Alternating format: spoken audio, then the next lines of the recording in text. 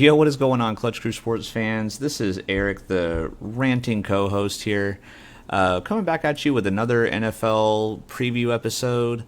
This is going to be our second episode now. Zach and I kicked things off with the Jaguars yesterday, and now today I'm going to be bringing you the 2022 season preview for the Philadelphia Eagles.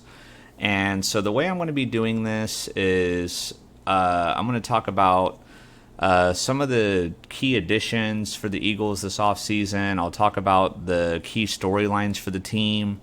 And then we'll take a quick look at the schedule. And I'll take a look at the projected win totals. And I'll give you my thoughts on if the Eagles are going to go over or under.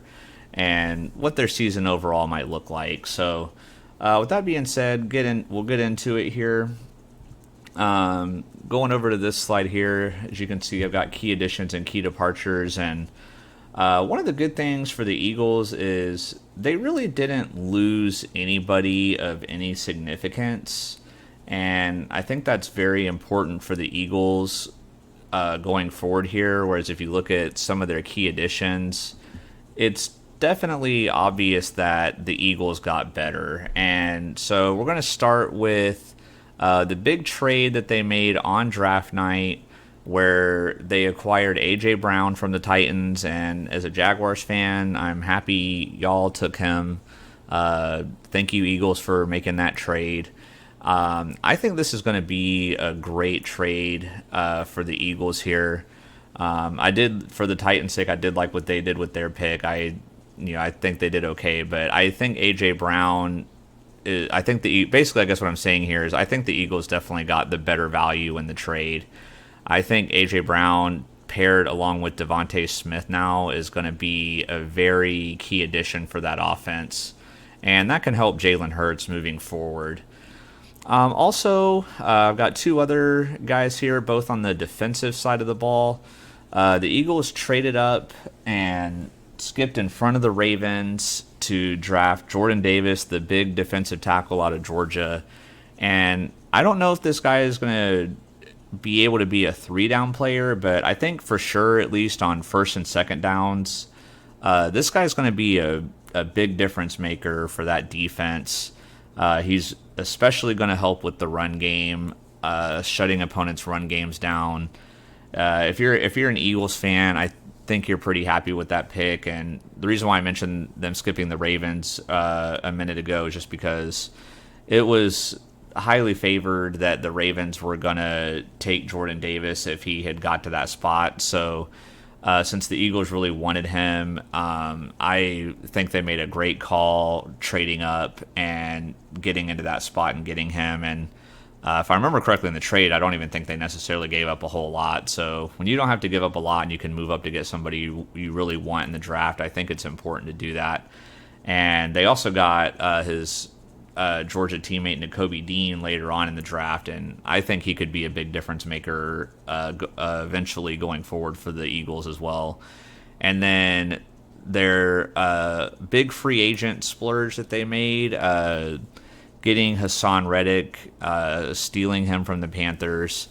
Just another great move for the Eagles. I mean, if you looked at the Eagles when they had that Super Bowl run, one of the biggest strengths of that team was their pass rush and just the overall depth they had at that position, and being able to rotate guys in and out and keep them fresh and constantly putting pressure on the quarterback. I think Hassan Reddick is going to be a big help for the Eagles here. So the Eagles overall, out of all the 32 teams, really probably had one of the most productive off seasons in my opinion. So I think that's only good news for the Eagles going forward. So with that being said, now we're going to move on to the key storylines here. And the first one is going to be the continued development of Jalen Hurts and Devontae Smith, and really more so with Jalen Hurts specifically. I think if you look at the Eagles roster overall, like, they have a really good team on paper. But the thing is that they are going to need Jalen Hurts to step up and be that true true quarterback for the team, true franchise QB.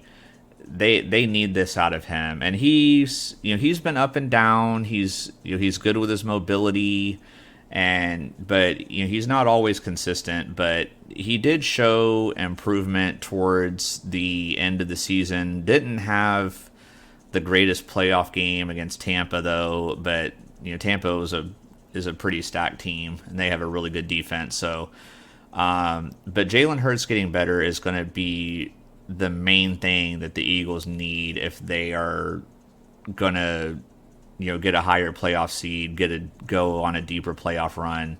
I think that's critical. And I think for Devontae Smith, I think the addition of AJ Brown is going to be huge for him, because with both of them on the outside, I think that's going to eliminate opponents from being able to just specifically game plan on him. They're not always going to be able to double team him. They're always going to have that threat of AJ Brown on the other side. They've got the threat of Dallas Goedert at tight end in the middle of the field and things like that. I think this is going to give Devontae Smith more free range to run and get open easier. And so I expect big things from Devontae Smith this year. If you're an Eagles fan, I think you should as well. And then the second storyline that I have for them is just going to be the coaching from Nick Sirianni. Did a good job in his first season last year, getting the Eagles to the 7th seed and getting them in the playoffs. I think the Eagles definitely did better last year than most people were expecting. Now, I guess probably the biggest thing, though, that I would like to see from him, and it did seem like he improved on this toward the end of the season, but the Eagles had a really strange issue last year of just not running the ball for long stretches of time.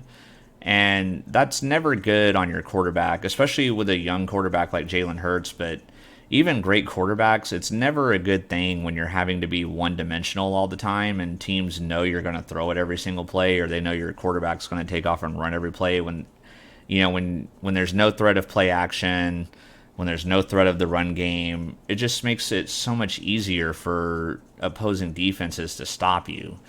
But as the season progressed, when the Eagles went on that hot streak and got into the playoffs, they finally started to run the ball more. So I really want to see Sirianni and his coaching staff come up with more balanced play calling with their offense. That's always just my favorite style of offense. Like when I'm playing Madden or something, or when I watch a team play, or I'm a Jaguars fan. Like that's what I want to see them do. I just love it when a defense has no idea what you're going to do, and that to me is the easiest way to move the ball down the field. It's the easiest way to get points, aside from your defense creating turnovers. When you need to go on a long 75, 80-yard drive, when you can mix and match the play calling so much that the defense doesn't know what to expect, that is important. So I want to see the Eagles implement that more. I don't want to see them go back to being pass heavy.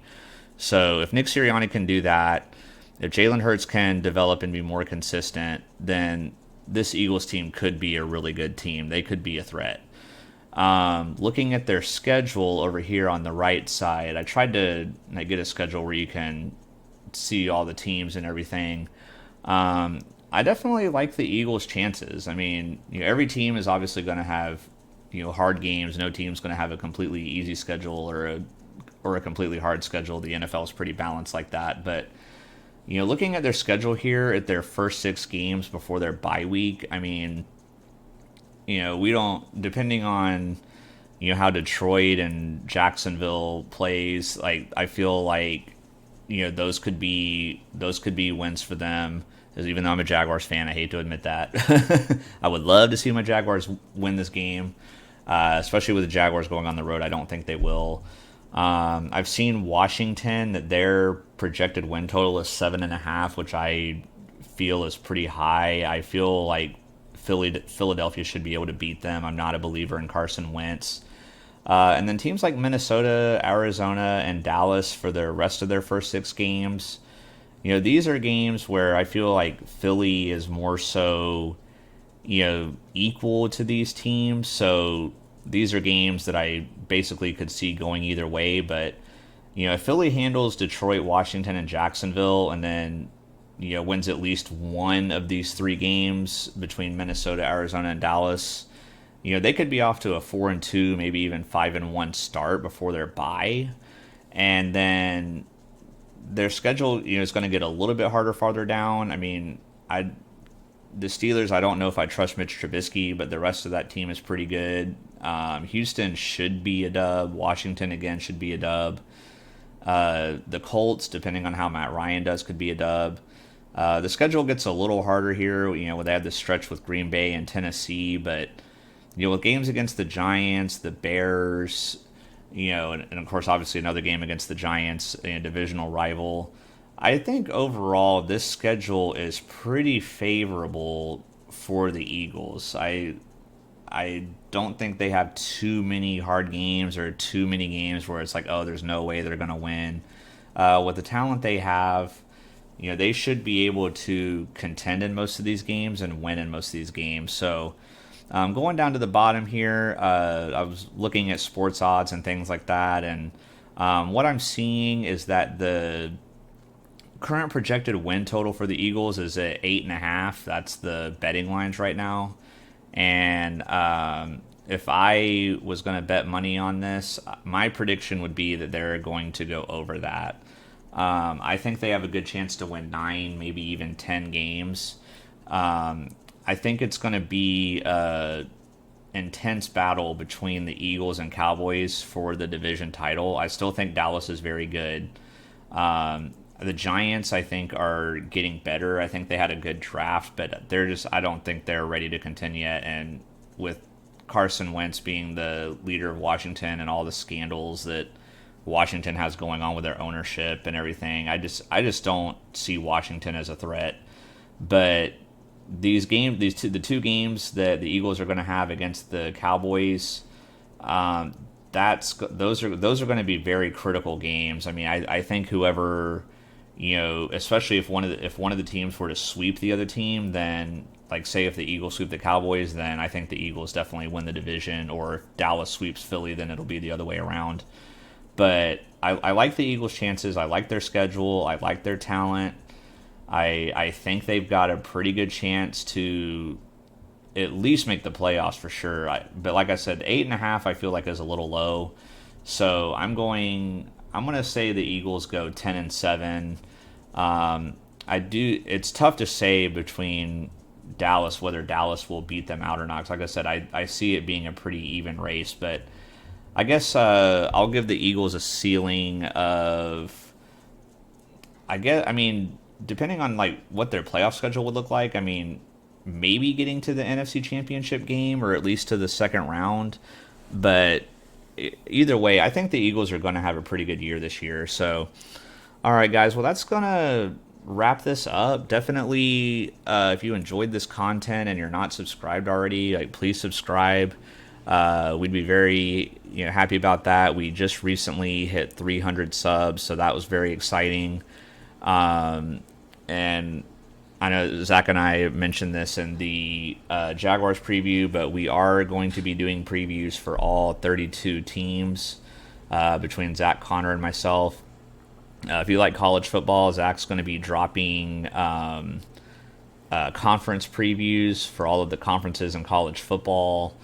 And who knows what other videos we're going to do. Like Connor and I might have other solo videos planned as well, plus regular group podcasts. Like we've got a lot going on here, so there's going to be content like almost every day at this point, at least up until football season starts. So subscribe, be tuned in, be ready. If you're listening to this and the Eagles aren't your favorite team, like we will be getting to your team. So just thank you again for all the recent support we've been getting. And I hope you have a great rest of your day. With that being said, peace.